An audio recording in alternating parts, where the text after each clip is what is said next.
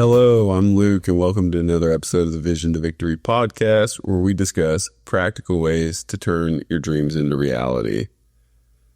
Last week, we discussed the topic of taking the road less traveled.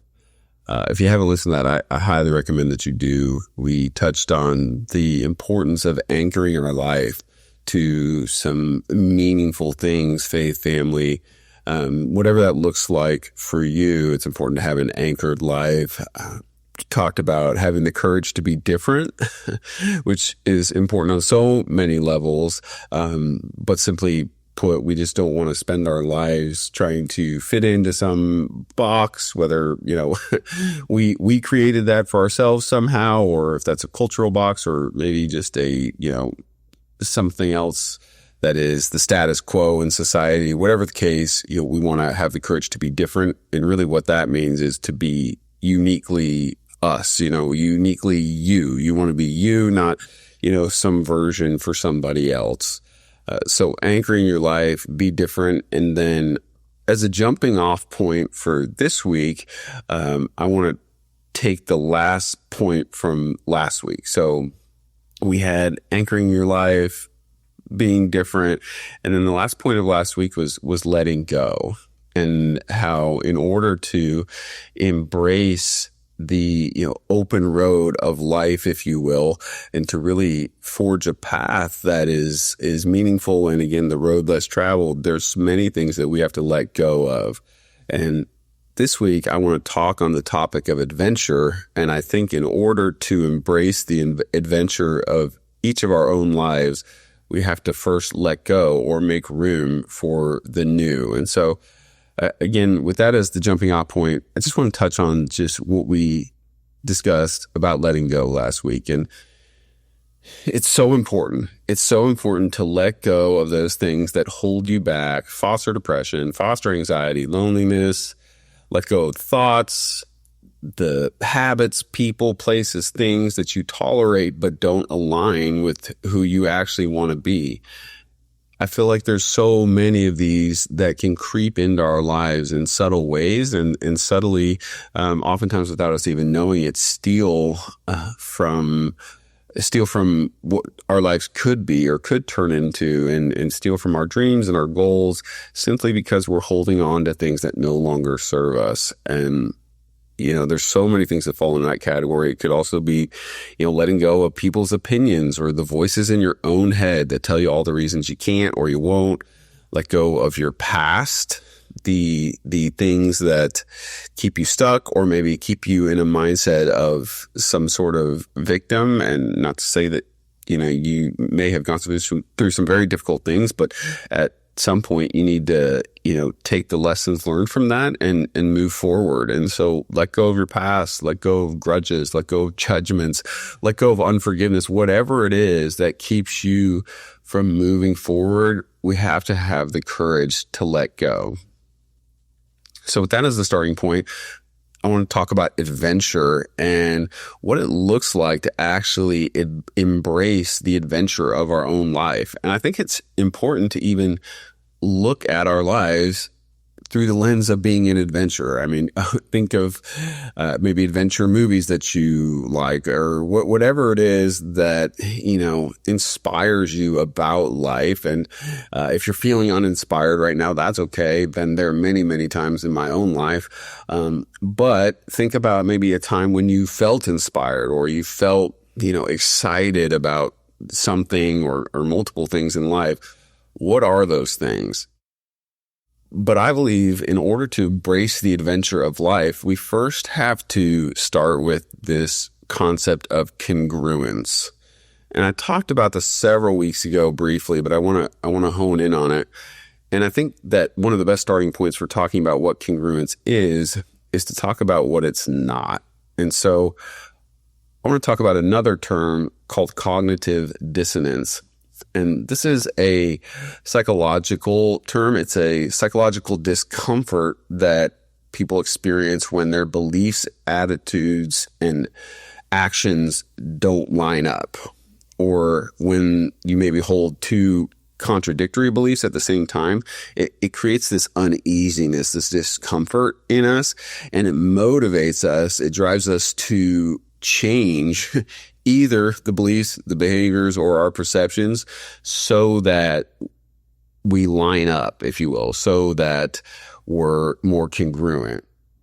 What's interesting about this is I believe there's nothing that will steal confidence more than dissonance. Let me give you an example in my own life. So I don't drink alcohol. Alcohol has caused a lot of problems for me in my life and simply is not worth me taking part in today. So I know that.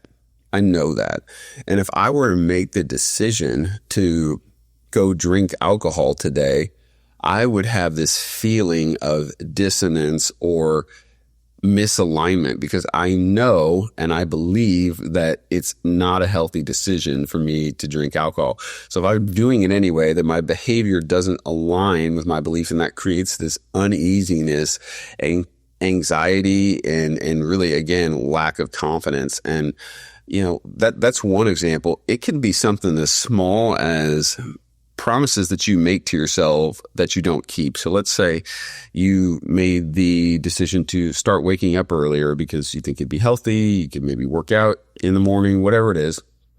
And you set a time that you're going to wake up, and instead of getting out of bed at that time, you hit snooze 5 times, and then you're behind an hour, and that creates that same dissonance feeling, that same disconnect between what you said, what you believe you should do, and what you're actually doing, and steals our confidence, creates anxiety, creates stress. And this is one of the, I believe, simplest, not necessarily easy, but very straightforward ways that we can improve the quality of our life is simply to be congruent, or to be in alignment between our beliefs, our thoughts, and our actions. So congruence is exactly that. It's aligning values, beliefs, and actions. And truly, again, I'll just restate this. If you want to feel excited about life, think about, and this does require intentionality, think about what it is that you really value, what it is that you really believe. And you got to be honest with yourself when you're going through an exercise like this. The tendency can often be to say, whether to someone else or even to yourself, the things that you value as things that you feel that you should value, but really aren't necessarily what are important to you. A really good indication of where your values are is where you spend your time, energy, and money. That reflects what's important to you. And if you were to look at those 3 things, time, energy, and money, and do an inventory and come up with the things that are valuable to you simply based off, that kind of objective information. Where do you spend your time? Where do you spend your energy? Where do you spend your money? It would tell you what's valuable to you. Now, it's worth touching on here that if you recognize that maybe your values aren't what you would like them to be, then you absolutely can change them. But it requires intentionality of acknowledging, first doing an inventory of, what your life says is important to you, not what you say is important to you, but what your actions, your time, energy, and money say is important to you. And then if you look at that and you honestly say, okay, I like this. This is a good reflection of something that's important to me. This, not so much. This is not serving me. You can immediately make the decision to, okay, I am no longer, I'm putting too much value or too much emphasis on this area of my life. And maybe, I'm making this up. Maybe that's social interaction, which is a very important part of life, but maybe you spend too much time, just hanging out or, maybe happy hour, whatever it is, too much time on things that aren't really providing much value to your life. And you could take that same time and dedicate it to something healthy or maybe a goal that you have or something that would really be meaningful to you.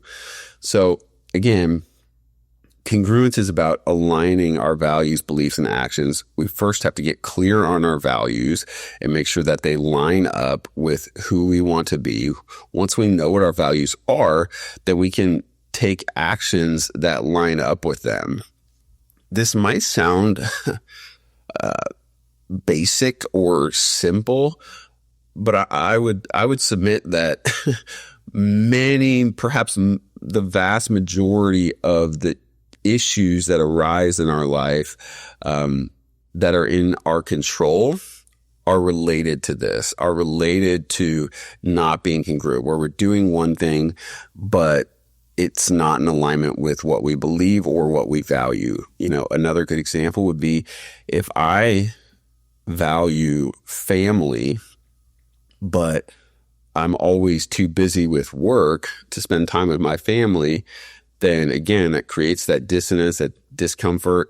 And the unfortunate thing here is that, again, when we are experiencing that cognitive dissonance, we do things, whether consciously or subconsciously, to remove the disconnect. So we either change our behavior or we change our belief. So for instance, in that example I just gave of, we say our family is important, but we spend all of our time at work. What we might do is say, well, I'm working to support my family. So that's the justification, or that's the rationalization for not being in alignment, the disconnect between our actions and our values.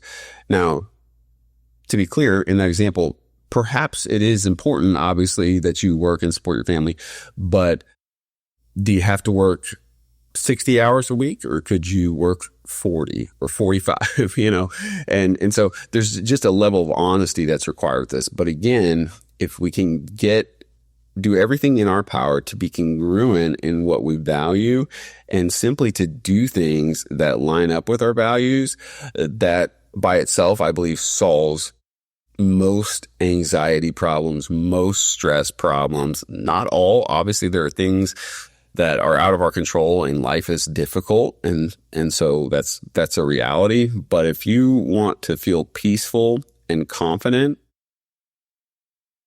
do things that line up with your values and who you want to be. And I just want to say again, this may sound like an interesting starting point for the topic of adventure, but I believe this is really where it starts.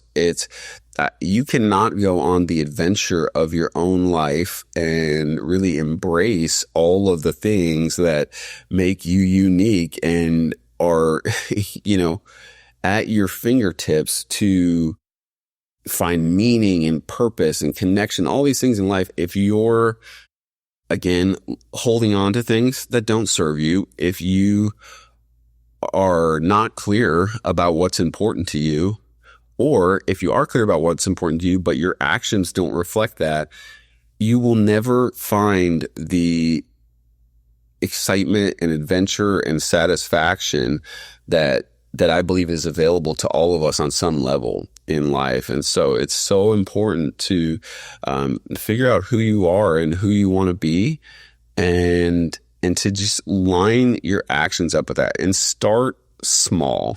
Sometimes it can seem like our lives can seem overwhelming. There can be too much going on, or it seems like there's too much to change, or that change doesn't even seem possible. And I would just dispel that and say, you can choose today. You can choose right now who you want to be. It doesn't have to have anything to do with who you've been in the past. It doesn't have to do with your upbringing, any of those things. Again, just in the vein of letting go, any of those things that you're holding on to that are keeping you, whether, mentally stuck or actually physically stuck, if it's a place that you're going that you shouldn't be going, or if it's a thought process that is outdated and no longer relevant to your life, or whatever it is, you can choose today, right now, who you want to be. And sometimes this requires a lot of reinforcement, a lot of positive reinforcement on a daily basis, reminding yourself who you are. So I often use the example of physical health because it's so easy to quantify. But if, let's say, you're out of shape and you're trying to get in shape, or you want to get in shape, it's not going to serve you very well to say something, whether to yourself or to someone else, of, I'm going to try to get in shape. Don't try to do anything. If succeeding is optional, then you failed already. And so instead of, I'm going to co-opt this from Craig Groeschel, but you're not trying, you're training. And there's just a big difference in a posture in ourselves. And if you want to embrace adventure in your life, the things that you choose to do need to become training, not some sort of half-hearted trying to do something. It requires a sell-out mentality, so to speak, or burn the boats. It's a metaphor of like, all right, we're not going back. We're not going back. And it's so important that we remind ourselves who we are and who we're choosing to be today. No matter the voices in your head that tell you all the mistakes you've made, all the things you can't do, all that, or if it's other people or social media, whatever it is, we have to be responsible for our own thoughts. And you are responsible to remind yourself who you are and who you want to be. It doesn't matter how many times you have to repeat that to yourself, whether, again, in the example, physical health, I am a healthy person in training, or whatever that version is, I am, whatever you need to tell yourself. I'm an athlete in training, meaning like it might not look like what I want it to look like in the mirror right now, but I know who I am and the work I'm doing. And I know that work pays off. And if you can take that posture with anything in your life that says, when I fail, when I mess up, whatever it is, I'm going to keep going because I am doing this. I'm not trying to do this. I'm not thinking about doing it. This is what I'm going to do. And we talked about this last week as well, but taking easy out of the equation is a key ingredient here. So if you are going to pursue something and, we're trying to get congruent with our lives and to line everything in our life up, figure out what we believe, figure out what we value, make sure that our actions reflect that, how we spend our time, energy, and money reflect those things that are important to you. You have to be willing to not take the easy road. And guess what? If you're in bad shape physically, like if you've not been exercising for consecutive years, you've been eating crap, it's not going to be easy to get in shape. I promise it'll be worth it, but it's definitely not going to be easy. And if easy is part of the equation for you to get to where you want to go, guess what? You will not get there if your goals are, even remotely valuable, frankly, because anything worthwhile is not easy. So I hope that lands. And again, we just kind of go back through this. Cognitive dissonance is when we're unaligned between our attitudes, our beliefs, and our actions and what we're doing. And it creates anxiety. It steals our confidence, steals our peace. And if you want to have confidence and have peace, get congruent. Congruence is the opposite. It's aligning our actions and beliefs so that when I say I value something, you could look at my life objectively and see that it is valued in where I spend my time, energy, and money. This is where adventure starts. It starts with figuring out what's important to you, being willing to do the things that reflect that. And then you can choose goals and chase dreams as who you really are, not held back by all the things that we need to let go of that we talked about.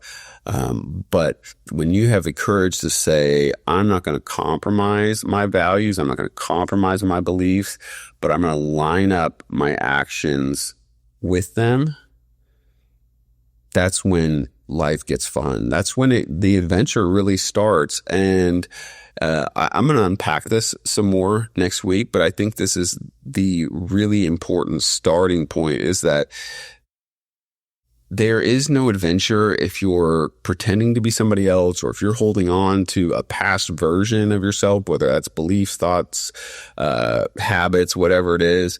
There is no adventure until you clear the way and decide to truly be who you're made to be. And that looks like getting clear on your values, getting clear on your beliefs, and making sure that your actions line up with that. So my challenge to you today is to identify one area where there's dissonance, where what you do, or maybe what you think, or what your habit is, whatever that is not aligning or is in contradiction with a value or belief that you have.